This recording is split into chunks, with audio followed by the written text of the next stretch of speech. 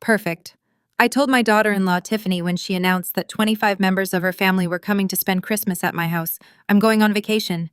You all can do the cooking and cleaning. I am not the maid. Her face went pale as if she had seen a ghost. But what she didn't know was that the real surprise was just beginning. My name is Margaret. I am 66 years old, and for the last 5 years, I have been treated like the servant in my own home. It all started when my son Kevin married that woman. From the very first day, Tiffany decided I was her personal employee.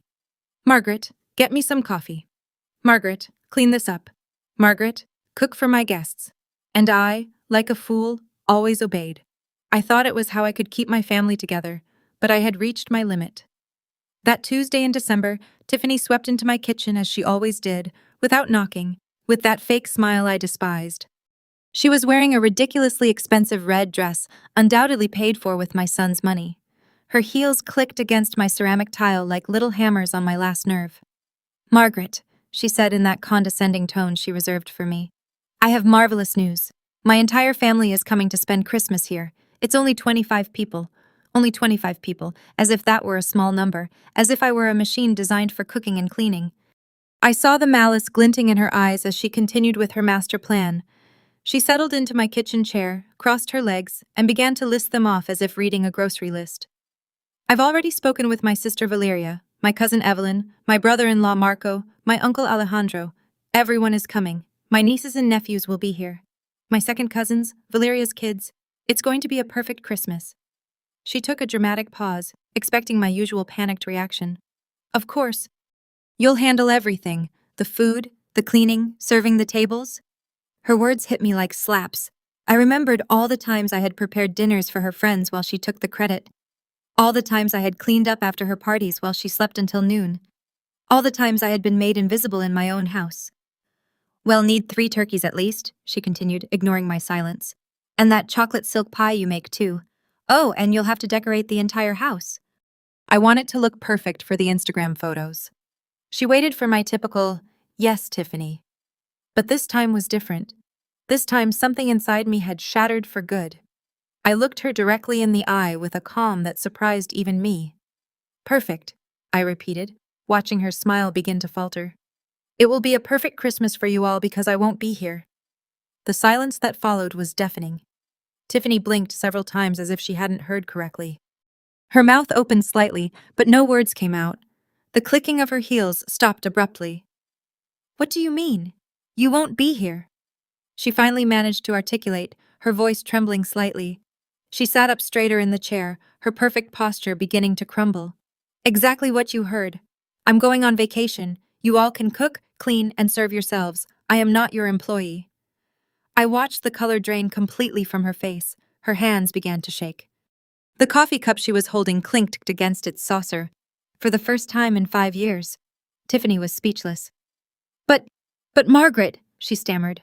I already told everyone to come. It's all planned. You can't do this. Of course I can. It's my house. Those 4 words landed like a bomb in the kitchen. Tiffany's jaw dropped, her face shifting from shock to indignation. She shot up from the chair, her heels clicking again, but this time with desperation. This is ridiculous. Kevin is not going to allow this. Kevin can have whatever opinion he likes, but the decision has been made. For the first time, I was in control. But what she didn't know, what none of them knew, was that my decision wasn't spontaneous. I had been planning this for months, and I had my reasons. Reasons that would soon leave them all speechless. Tiffany's expression morphed from shock to fury in a matter of seconds. Her cheeks flushed, and her eyes narrowed like a snake about to strike. She stepped toward me, invading my personal space as she always did when she wanted to intimidate me. You know what, Margaret? I always knew you were selfish. But this is the absolute limit. Her voice became venomous, each word dripping with contempt. My family is coming from far away, some from out of the country, and you're going to ruin their Christmas over a whim? A whim. 5 years of mistreatment, humiliation, and emotional abuse. And she called it a whim. I felt rage rise in my chest. But I remained serene. I had learned to control my emotions after so much time as her victim. That's not my problem, I replied with a calm that unnerved her even more. You should have consulted me before inviting 25 people to my house. Our house! She shrieked, losing her composure completely. Kevin is your son. This house will be ours one day. There it was. The truth that had always hovered in the air but had never been spoken aloud. Tiffany didn't see me as family. She saw me as a temporary obstacle before she inherited everything I had built with years of hard work and sacrifice. Interesting perspective, I murmured, watching her pupils dilate with panic as she realized what she had revealed. Very interesting. At that moment, I heard keys in the front door. Kevin was home from work. Tiffany ran to him like a child tattling to her father, her heels clattering with desperate urgency. Kevin, your mother has gone insane. She says she won't help with Christmas. She says she's going on vacation and leaving us alone with my entire family. I heard their muffled voices from the living room. Tiffany spoke in a rush, her tone sharp and dramatic. Kevin murmured responses I couldn't make out. After a few minutes, their footsteps approached the kitchen. My son appeared in the doorway, his suit wrinkled after a day at the office, his face tired but annoyed. Behind him, Tiffany followed like a shadow, arms crossed and a triumphant expression on her face. She clearly expected him to put me in my place. Mom, Kevin began in that patronizing tone he had adopted since his marriage. Tiffany told me about your decision. Don't you think you're being a little dramatic? Dramatic? My own son was calling me dramatic for refusing to be his wife's servant. I felt something cold and hard settle in my stomach. Something that had been growing for months finally crystallized in that moment. No, Kevin. I'm not being dramatic. I'm being clear. But Mom, it's Christmas. It's a time for family. Tiffany already invited everyone. We can't cancel now. I didn't say to cancel. I said I won't be here. Tiffany stepped forward, placing herself between Kevin and me like a human barrier. See what I mean? She's become completely irrational. What will my family think? What am I going to tell them? Tell them the truth? I answered calmly. That you assumed I would be your employee without consulting me and that you were mistaken? Kevin sighed deeply, running a hand through his hair as he did when he was frustrated. Mom, be reasonable. You know, Tiffany can't cook for 25 people by herself. And why not? I've cooked for her parties for years. It's time, she learned. But I work, Tiffany protested. I can't take days off to cook. My career is important. Her career, a part-time position at a boutique. She had probably gotten through Kevin's connections.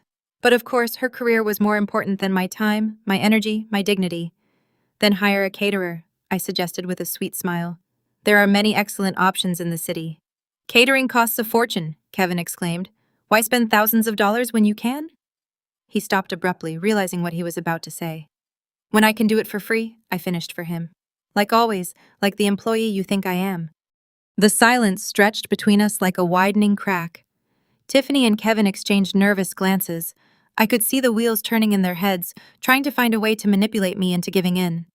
Look, Mom, Kevin said finally, adopting a softer tone.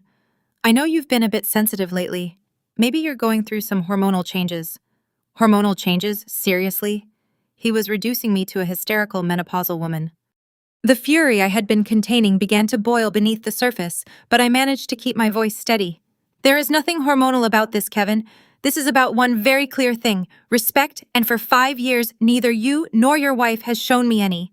That's not true, Tiffany protested. We've always treated you well. You're part of the family. The part of the family that serves, cleans, and cooks while you two have fun. The part of the family that is never consulted, but is always expected to obey. Kevin came closer, placing a hand on my shoulder, as he used to do as a boy when he wanted something.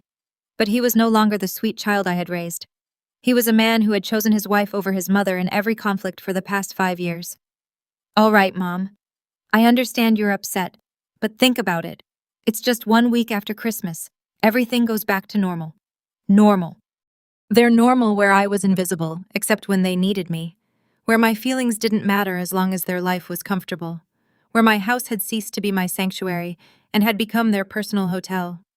No, Kevin, things are not going back to normal because I'm leaving tomorrow. They both froze. Tiffany was the first to react, her voice rising an octave. Tomorrow? Tomorrow? I confirmed, enjoying the panic that began to gleam in their eyes. I already have everything arranged. What they didn't know was that I truly did have everything arranged, just not in the way they thought. This is insane, Tiffany shrieked, her eyes wide as she paced my kitchen like a caged animal. You can't leave tomorrow. It's impossible. My family arrives in 3 days. Well, you should have thought of that before you took for granted that I would be your employee, I replied, maintaining my serene tone as I calmly washed my coffee cup. Every movement was calculated to show that her dramatics didn't faze me. Kevin just stood there, shifting nervously from one foot to the other, clearly torn between supporting his hysterical wife and trying to reason with me. His eyes darted between the two of us, as if he were watching a tense tennis match. "Mom, please," he finally murmured. "At least tell us where you're going. When will you be back?" "I'm going to visit my sister in Miami," I lied smoothly. "And I'll be back after New Year's." The lie came so naturally it surprised even me. But it was necessary. They couldn't know my real plans. Not yet. After New Year's, Tiffany practically choked on her own words. But what are we going to do? I already told everyone to come. My uncle Alejandro already bought his plane tickets from Miami. Valeria canceled her plans. Marco took time off work. Those are their problems, not mine. I saw desperation begin to replace the rage on Tiffany's face. Her perfectly manicured hands trembled as she gripped the marble countertop, her knuckles white from the pressure. "Margaret." Her voice suddenly changed, becoming syrupy and manipulative. "You know, I've always thought of you as a second mother. You're so important to me, to us. You can't just abandon us like this." There it was, the switch in tactics from fury to emotional manipulation. I had seen this play many times before, but it no longer worked on me. If you really considered me a mother, you wouldn't treat me like a servant. But I don't treat you like a servant. I just thought you enjoyed cooking for the family. I thought you liked to feel useful. Useful. That word pierced me like a dagger. For 5 years, I had believed that being useful was my way of keeping the peace, of securing a place in my son's life. But now I understood that being useful had only made me a shadow in my own home. You know what, Tiffany? You're right. I do like to feel useful. That's why I'm going to be useful to myself for the first time in years. Kevin intervened again, his frustration now evident in every line on his face. "Mom, this isn't fair. You know, we don't have the money to hire a caterer for 25 people. The deposit on the new apartment wiped out our savings. A new apartment." This was the first I was hearing about a new apartment. My eyes narrowed as I processed this information. Since when were they planning to move? And why hadn't they told me? "What new apartment?" I asked, my voice laced with a dangerous curiosity.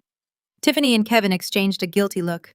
The kind of look you share when you've just revealed something that was supposed to be a secret. "Well," Kevin began, looking down at his shoes, "we were going to tell you after the holidays. We found an incredible place downtown. 3 bedrooms, ocean view, a gym in the building." "Sounds expensive," I observed, keeping my tone neutral, though my mind was racing. "Well, yes.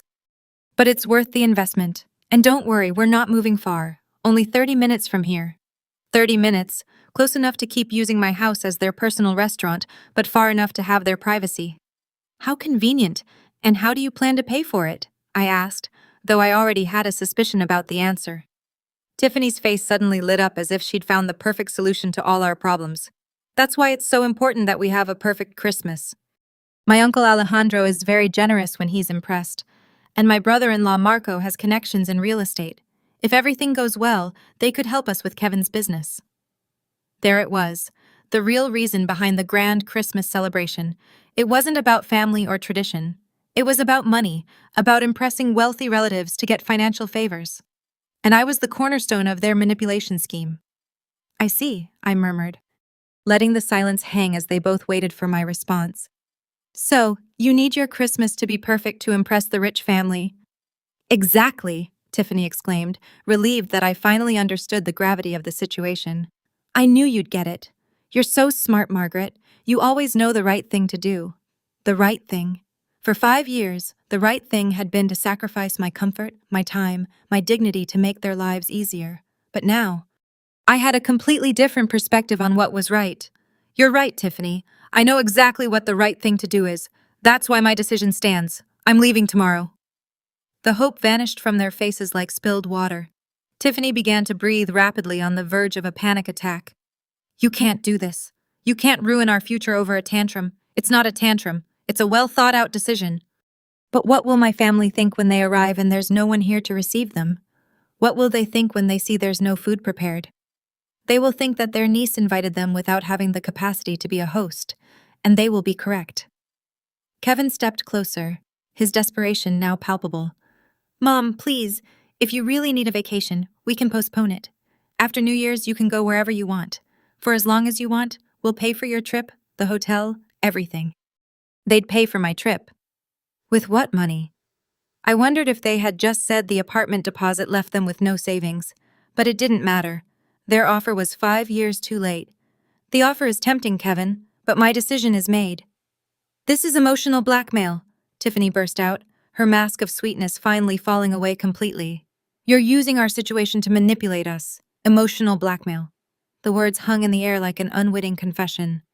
Because if I was engaging in emotional blackmail by refusing to be their free employee, what had they been doing for 5 years? You know what emotional blackmail is, Tiffany? It's making me feel guilty every time I don't want to cook for your friends. It's telling me that a good mother-in-law always puts the family first when I refuse to clean up after your parties. It's assuming my plans don't matter because I'm retired and have nothing better to do. Every word was a bullet that hit its mark. I saw them both flinch slightly with each accusation because they knew it was true. All of it was true. That's not the same thing, Tiffany stammered, but her voice had lost all its previous force. You're right, it's not the same, because what you two have done is much worse. You have taken my generosity for granted for years. The kitchen fell into a tense silence. I could hear the ticking of the wall clock, the hum of the refrigerator, Tiffany's ragged breathing. But what I could hear most clearly was the sound of my own approaching freedom. Because tomorrow everything would change, and they had no idea just how much. That night, while Tiffany and Kevin were still in the living room arguing in desperate whispers, I locked myself in my room and pulled out my laptop. It was time to set the second phase of my plan in motion, a plan that had been brewing for months. Ever since I discovered something that changed my entire perspective on my dear daughter-in-law.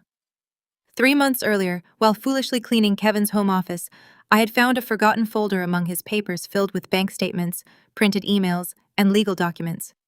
At first, I thought they were work papers, but something caught my eye. Tiffany's name appeared again and again in transactions I didn't understand. That night, after they went to sleep, I returned to the office and reviewed everything meticulously. What I found chilled me to the bone. Tiffany had been spending money. They didn't have a lot of money. Credit cards in Kevin's name that he knew nothing about, personal loans using the house as collateral, and compulsive shopping sprees at luxury stores that added up to over $50,000 in debt. But that wasn't all. I also found emails where Tiffany discussed with her friends how to manage Kevin so he wouldn't discover her spending, how to keep him distracted while she kept shopping, and most chilling of all, a message thread where she planned to convince him to sell the house to invest in their future together. My house. The house I had lived in for 30 years. The house I had paid for with my work, my savings, my sacrifices. Tiffany wanted Kevin to sell it to pay off her compulsive shopping debts. That night, I couldn't sleep. I stayed awake until dawn, processing the betrayal, the manipulation, the deceit. But along with the devastation, something else began to grow. A cold, calculated determination to protect myself. The next day, I began my own silent investigation. I hired a private detective, a discreet man my lawyer had recommended years ago. I asked him to track all of Tiffany's financial activities. What we discovered was even worse than I had imagined. Not only was she a compulsive spender, but she had also been lying about her job. Her important career at the boutique was part-time, and she was barely making minimum wage, but she had been telling Kevin she earned 3 times that amount. Where did the extra money for her personal expenses come from? The secret credit cards, of course. And there was more. Tiffany had been telling her relatives that we were much wealthier than we actually were. She had told them that Kevin had a thriving business, that I had a considerable fortune, that our house was worth twice its actual price. All lies to maintain her image as a successful, well-married woman. Now, as I looked at my laptop screen in the quiet darkness of my room, I smiled for the first time in months. Because I had taken steps they couldn't even imagine. First, I had moved all my savings to a new account at a different bank, an account Kevin knew nothing about and would never have access to. Then, I had consulted with my lawyer about how to protect the house's deed. It turned out there were very effective legal ways to ensure no one could force me to sell it. But my masterstroke had been to contact Tiffany's family directly. Not all of them, just the ones who really mattered. her uncle Alejandro, the successful businessman from Miami, her brother-in-law Marco, the real estate agent who was supposedly going to help them, and her sister Valeria, who worked in finance and had an impeccable reputation. I had sent them very polite emails introducing myself as Tiffany's concerned mother-in-law. I told them I was worried about the young couple's delicate financial situation and wanted to ask their advice on how to help. Of course, I had accidentally attached some of the most alarming bank statements I had found. The responses were immediate. Alejandro was furious at being deceived about Tiffany's real situation. Marco immediately canceled any plans for financial assistance. Valeria was so angry. She threatened to come personally to sort out her younger sister's life, but the best part was that none of them had said anything to Tiffany yet. They were waiting for the Christmas gathering to confront her in person.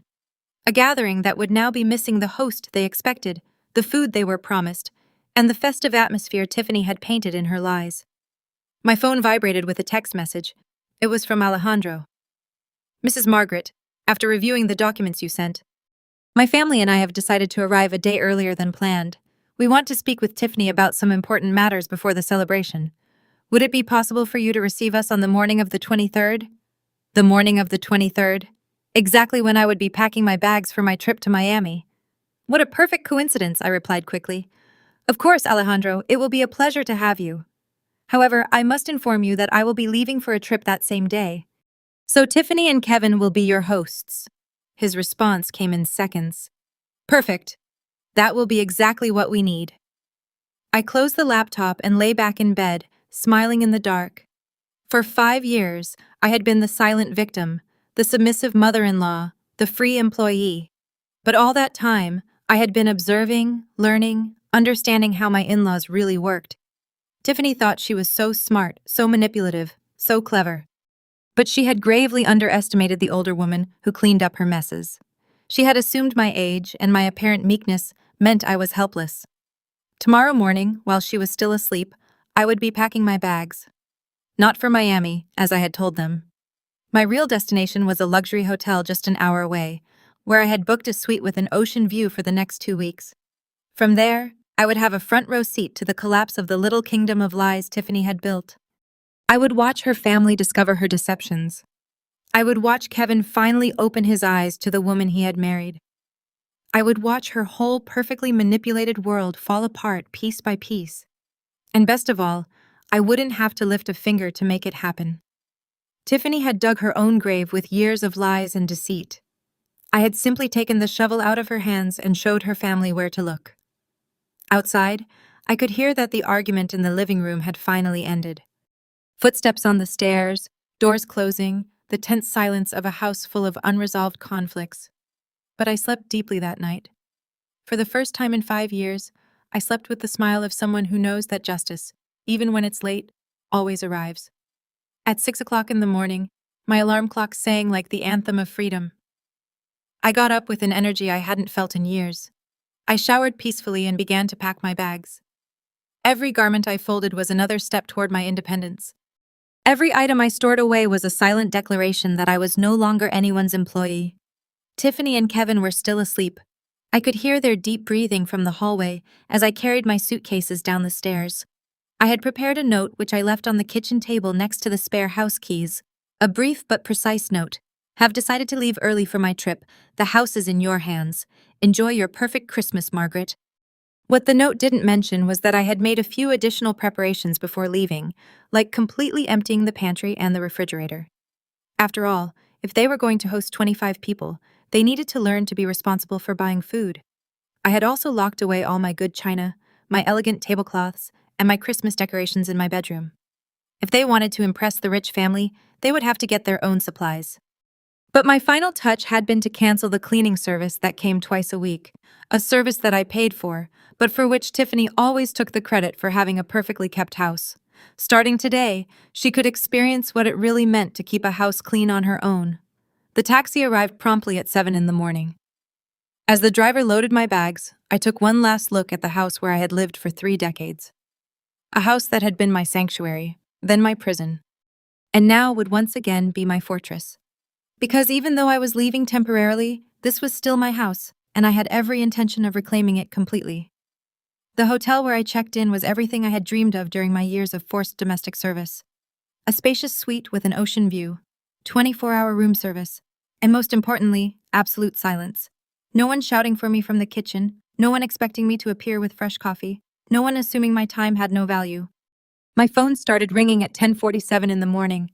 Kevin, of course. Mom, where are you? We found your note, but why did you leave early? His voice sounded confused, still sleepy. He had probably just discovered the empty pantry and the fact that no one was there to make his weekend breakfast. Good morning, Kevin. I decided there was no point in prolonging the inevitable. You two have a lot to do to prepare, and I am very much looking forward to some rest. But Mom, this is so sudden. Tiffany as well. She is pretty upset. Upset. What a diplomatic way to say she was having a full-blown panic attack at the realization that she would actually have to take charge of her own life. I'm sure she'll manage perfectly. After all, she's a very capable woman. There was a long pause. I could hear voices in the background, Tiffany speaking in a rapid, hysterical tone. Could you at least tell us where you are in case of an emergency? I am safe and in a good place. That's all you need to know. Mom, please. I know you're angry, but this is extreme. Tiffany's family arrives in 2 days, and we don't know how. Kevin, I interrupted him firmly. You are 32 years old. Tiffany is 29. You are fully functional adults. I am certain you can solve your own problems without relying on a 66-year-old woman. Another pause. This one longer. Fine, he finally sighed. But promise me you'll be okay. And when are you coming back? I'll be back when I'm ready. Enjoy your Christmas. I hung up before he could insist further. I immediately put my phone on silent mode.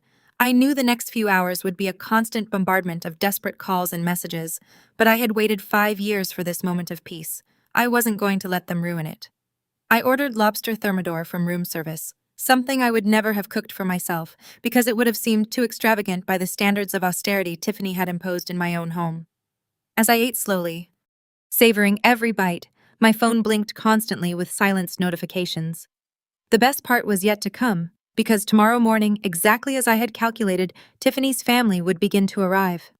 They would not find the perfect Christmas she had promised them. Instead, they would find the raw reality of who the woman who had been living on lies for years truly was. At 3 o'clock in the afternoon, I finally checked my messages. There were 17 missed calls from Kevin, 31 from Tiffany, and an avalanche of texts, escalating from confusion to pleading to outrage. But the message I was really interested in had arrived from Alejandro at noon. Mrs. Margaret, my family and I will arrive tomorrow at 8 o'clock in the morning as agreed. We look forward to meeting you personally and having that important conversation with Tiffany. Thank you for your hospitality. Hospitality. If only he knew that by 8 o'clock tomorrow. The only hospitality they would find would be Tiffany trying to explain why the house was empty, why there was no food, and why the generous mother-in-law she had boasted so much about had mysteriously disappeared. I replied to Alejandro, I regret to inform you that I had to move up my trip due to unexpected family commitments. Tiffany and Kevin will be delighted to host you. I'm sure you will have much to talk about. His response was immediate. I understand perfectly. In fact, this might be for the best. Some conversations are better in private. Private. Exactly what they needed. A private conversation between a woman who had been lying for years and a family that finally knew the truth about her financial deceptions. That afternoon, as I enjoyed a massage at the hotel spa, I allowed myself to imagine the scene that would unfold tomorrow morning. Tiffany and Kevin waking up in a panic, making a last-minute run to the grocery store, desperately trying to create the illusion of hospitality they had promised. And then, at 8 o'clock sharp, the sound of the doorbell announcing the arrival of the family who had come to collect on past due accounts. I couldn't help but smile as the masseuse worked on the knots of tension that had been in my shoulders for 5 years. Knots that were finally beginning to unravel one by one, just like Tiffany's lies. The morning of the 23rd dawned with a clear sky, and my phone exploded with calls. I woke to the first call from Kevin at 6:30 in the morning. I didn't answer. While I leisurely ate eggs Benedict with smoked salmon on my suite's terrace, I decided to check the voicemails. The first was from Kevin. Mom, please pick up. Tiffany is hysterical. We don't know what to make for breakfast for 25 people. The grocery store doesn't open until 8, and the family arrives at exactly that time. We need help urgently. Please, please call us. The second was from Tiffany. Her voice completely broken. Margaret, I know you're mad at me, and I get why, but please don't make me look bad in front of my family. They traveled from so far away. My uncle Alejandro came from Miami. Valeria canned important plans. I don't know how to cook for this many people. I don't even know where to start. I promise we'll talk later and fix everything, but right now I desperately need your help. The third message was even better. Tiffany again, now sobbing. Margaret, I just checked the pantry and the refrigerator. Everything is empty. Why is there nothing? How am I supposed to feed my family? Where is the good china? Where are the Christmas tablecloths? Please, at least just tell me where you put everything. Just that, please. Ah, yes. The dawning realization that running a household requires planning, effort, and actual money. The tardy understanding that food doesn't magically appear in refrigerators, that tables don't set themselves, that decorations don't install themselves by magic. But the message I was truly waiting for arrived at 7:15 in the morning. It was from a voice I didn't recognize, but it spoke with authority. Mrs. Margaret, this is Alejandro, Tiffany's uncle. We arrived at the airport early and decided to come straight to your house. We expect to be there in 15 minutes. I'm very much looking forward to meeting you and having that conversation we've been planning. Perfect. They would arrive at the peak of Tiffany and Kevin's panic. At 8:20, my phone rang. This time I answered, Mom? Kevin's voice was trembling, on the verge of a nervous breakdown. Can you talk? Good morning, Kevin. Of course I can talk. How is your morning going? Mom, please don't do this. Tiffany's family just arrived and we have nothing to offer them. Literally nothing. Tiffany is crying in the bathroom and I don't know what to do. Have you explained the situation to them? What situation? How do I explain that my mother decided to go on vacation right when we needed her most? When they needed me most? Not when I needed respect or understanding or a simple thank you for 5 years of service. Only when they needed me. Tell them the truth, Kevin. That for 5 years you took it for granted that I would be your unpaid domestic servant and that I finally decided I deserved a vacation. There was a pause. I could hear voices in the background, a mix of panic and confusion. Someone was speaking sternly, probably Alejandro asking where the main hostess was. At least can you tell us where you always bought the food? What you used to make for special occasions? Anything to help? Kevin, I didn't always buy anything. I planned for weeks in advance. I researched recipes, made detailed lists, compared prices, and dedicated entire days to preparation. It wasn't magic, it was work, a lot of work. The silence on the other end told me he was finally beginning to understand the magnitude of what he had ignored for years. Look, he continued, his voice smaller. I know we've been inconsiderate, but right now I need practical solutions. What do I do with 25 hungry people in my living room? Order takeout, call restaurants, go to the supermarket. Do what all responsible adults do when they have guests. But it's the holidays. Everything is closed or swamped. The restaurants have no availability. Then maybe you should have thought of that before you invited 25 people, without consulting the person you expected to do all the work. I heard a new voice in the background, a serious tone. Alejandro was clearly demanding an explanation. Mom, Tiffany's uncle wants to talk to you. He says he needs to understand what's going on. I would love to talk to him, but I'm on vacation.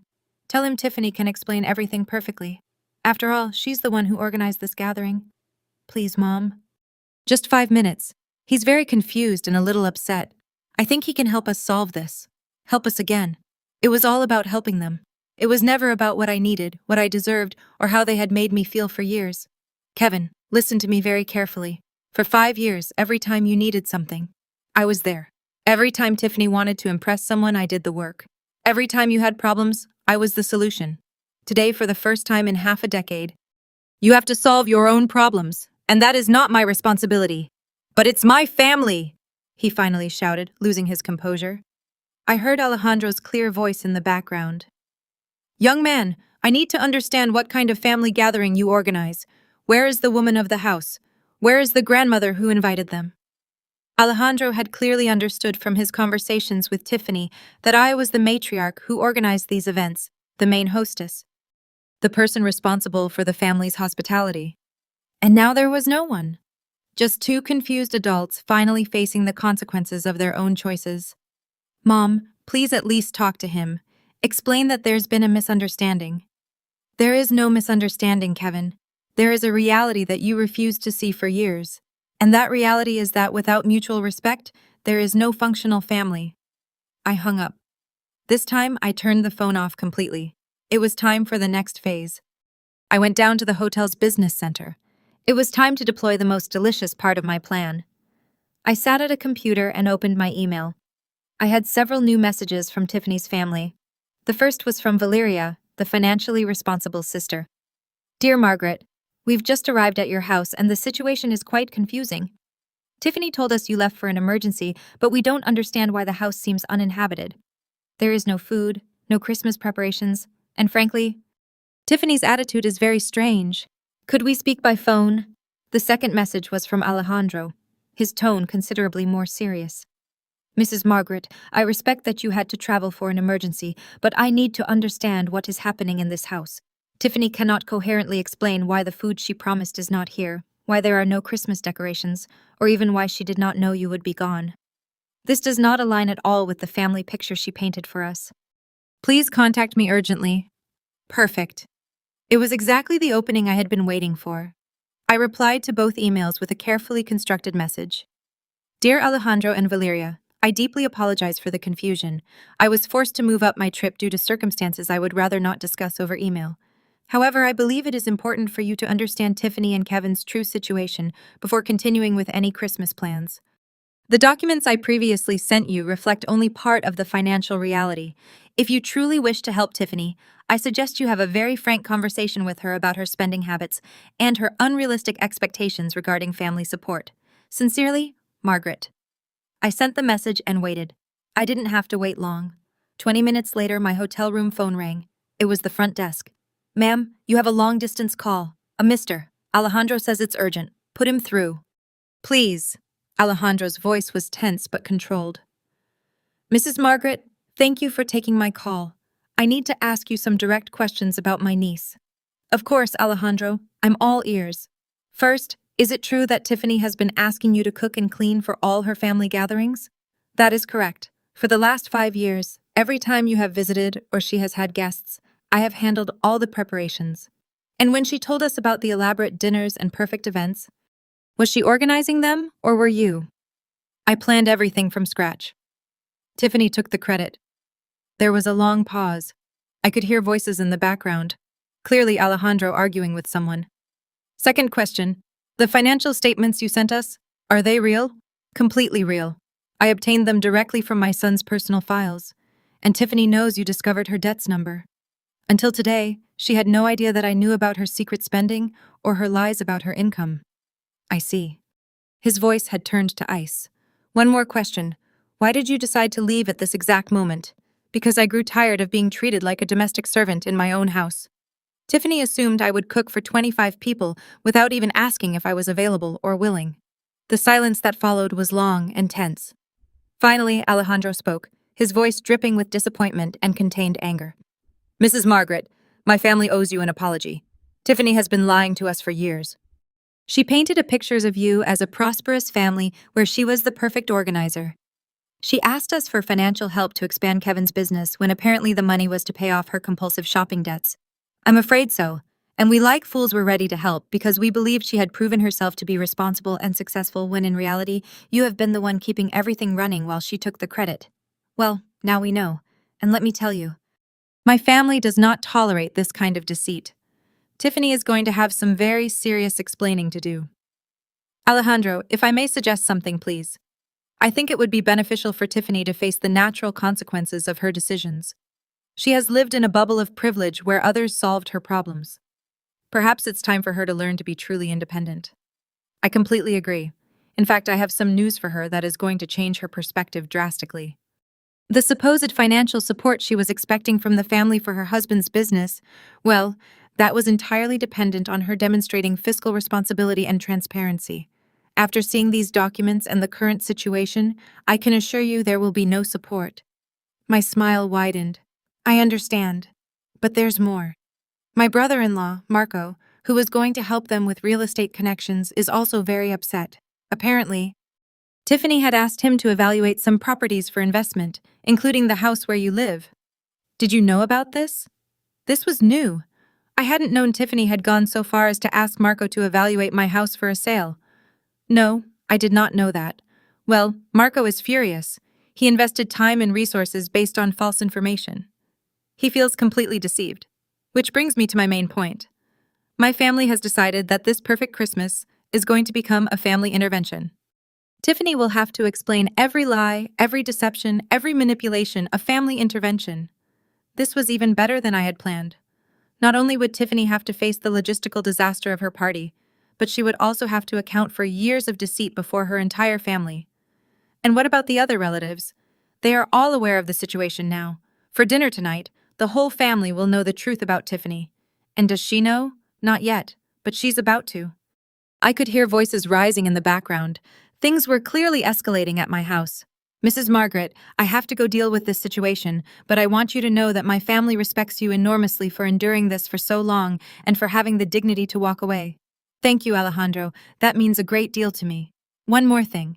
When you are ready to return, we hope to meet you properly. The real Margaret, not the employee Tiffany pretended you were. It will be a pleasure. I hung up and leaned back in my chair, feeling a deep, warm satisfaction. At my house, Tiffany's world of lies was crumbling piece by piece, exactly as I had planned. That evening, I hired a discreet car service to take me for a drive through my neighborhood, just to observe from a safe distance. The scene I found surpassed my wildest expectations. There were several rental cars parked haphazardly, and multiple grocery bags were scattered on the front porch, clearly abandoned mid-crisis. It was like watching a telenovela in real time, only 1,000 times more satisfying. My phone vibrated. It was a text from Valeria. Mrs. Margaret, could you call me? I need to ask about additional documents. I called immediately. Mrs. Margaret, she said, her voice tense. I'm reviewing my sister's financial situation, and it's worse than we thought. I just discovered she has been using Kevin's name and credit information to open accounts he doesn't know about. This could be considered identity fraud. This was new information. Does Kevin know? We just told him an hour ago. He's in shock. He keeps saying it must be a misunderstanding. Valeria, I have to ask something delicate. Did you know Tiffany told our family that you were considering making her the beneficiary of your will? The question hit me like a lightning bolt. What? Yes. She told us you were planning to leave her the house and a significant part of your savings. She used that as collateral for some of the loans she took out from family. The betrayal was even deeper than I had imagined. Valeria, I can assure you that is completely false. My will does not include Tiffany as a beneficiary of anything. I imagine so, but she used that story to borrow over $20,000 from some of our cousins in the States. $20,000 in debt that I was supposedly going to cover with my death. It was so twisted, so maliciously calculated. How is Tiffany reacting to all this? I asked. There was a long pause. She's in complete denial. She keeps insisting it's all a misunderstanding, that you're being vengeful because you felt left out of the Christmas plans. Of course, even when confronted with irrefutable evidence, Tiffany was still trying to play the victim and the Christmas celebration. Valeria laughed bitterly. What Christmas? Tiffany ordered pizza for 25 people because she didn't know how to cook anything else. We're eating off paper towels because she can't find the good plates. Instead of celebrating, we're having the most intense family showdown of our lives. Pizza for 25. The irony was delicious. What do you plan to do now? I asked. Some of us are leaving tomorrow. This isn't the family reunion we expected, but a few of us are staying to make sure she understands the consequences of her actions. All family loans are being called in immediately. The financial support for Kevin's business is gone, and we will be informing other family members to protect them from future manipulations. It was poetic justice. And Kevin? That's the saddest part. I think he truly knew nothing about her lies. He's devastated, my poor son. But I also knew this was the only way he would ever open his eyes. Valeria, there's one more thing you should know. When I return home, and I will return soon, I will be making some significant changes. Tiffany will no longer have free access to my house. There will be new rules, new boundaries, and new consequences for disrespect. That sounds perfect. It's time she learned to live in the real world. I hung up and asked the driver to take me back to the hotel. Tomorrow would be my triumphant return. The morning of December 24th dawned cold but bright. I packed my bags calmly and prepared for the final confrontation. Before leaving the hotel, I called my lawyer, Robert. I'm Margaret. Are all the documents we discussed ready? Perfectly ready, Margaret. The changes to the will are notarized. The amendment to the house deed is registered and the new residency agreements are ready for your signature. Perfect. I'll see you in an hour at my house. Are you sure you want to do this on Christmas Eve? Robert, there is no more perfect time. It's time my family learned the true meaning of gratitude. The taxi dropped me off at 10 o'clock in the morning. I opened the door with my key and the house fell silent. Margaret. Kevin's voice was incredulous, almost hopeful. Yes, I'm back. He appeared first with deep dark circles under his eyes. Behind him came Tiffany, a version I had never seen before. No makeup, wrinkled clothes, eyes swollen from crying. Then came the rest of her family. Alejandro, stern and imposing. Valeria, holding a folder of documents. Marco and Evelyn, their faces etched with disappointment.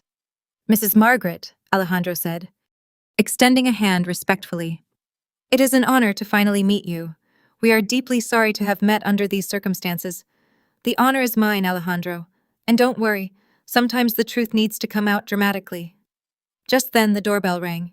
It was Robert, my lawyer. Robert, thank you for coming. I believe we're all ready for the conversation we've been postponing for years. Robert entered, his presence immediately adding a legal weight to the room. Good morning, he said professionally. I am Robert Miller, Mrs. Margaret's attorney. I understand there are some family and financial matters that require clarification. Tiffany grew even paler. Why is there a lawyer here? Because after 5 years of emotional abuse, financial manipulation, and a total lack of respect, I have decided I need legal protection, I replied with icy calm. Legal protection from what? Kevin asked, genuinely confused.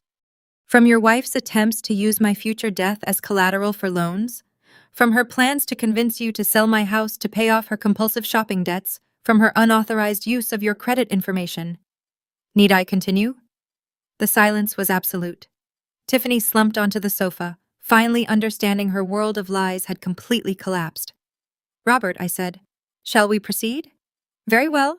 First, the testament changes, Mrs. Margaret has amended her will to ensure that the ownership of this house can never be sold or mortgaged without her explicit consent, even after her death.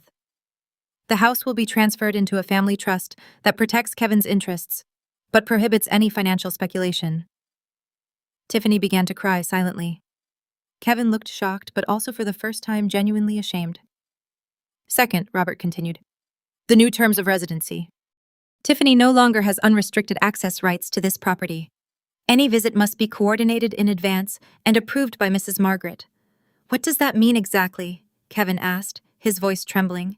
It means your wife can no longer walk into my house whenever she pleases, give orders about my food and my time, or assume I will be her domestic servant. Mom, I never knew that You never knew. In 5 years, you never noticed that every time you had guests, I did all the work while she took the credit. You never wondered why your wife never cooked or cleaned, but always talked about what a perfect hostess she was. Kevin bowed his head, finally confronting years of willful blindness. Alejandro approached Tiffany, his voice heavy with paternal disappointment. Tiffany, our family gave you opportunities, trust, and support based on lies. You made us unwitting accomplices in your disrespect toward a woman who deserved our admiration, not our contempt. Uncle, I never wanted. You never wanted what? To lie about your income? To commit identity fraud? To promise inheritances that weren't yours to give? To treat your mother-in-law like a servant? Tiffany had no answer. There is one more thing, I continued, looking directly at Tiffany. You will pay back every penny you borrowed using lies about my supposed inheritance. You will personally apologize to every family member you deceived, and you will learn to live within your actual means, not in the fantasy you built at my expense. And if she doesn't, Valeria asked, then she will face the appropriate legal consequences for identity fraud and fraudulent obtainment of credit. Robert finished, closing his briefcase. I addressed the entire family gathered in my living room. For 5 years, I sacrificed my dignity because I thought I was keeping the family together. But I learned something important. A family built on disrespect and manipulation is not a family at all. It is a toxic structure that hurts everyone involved. I looked specifically at Kevin.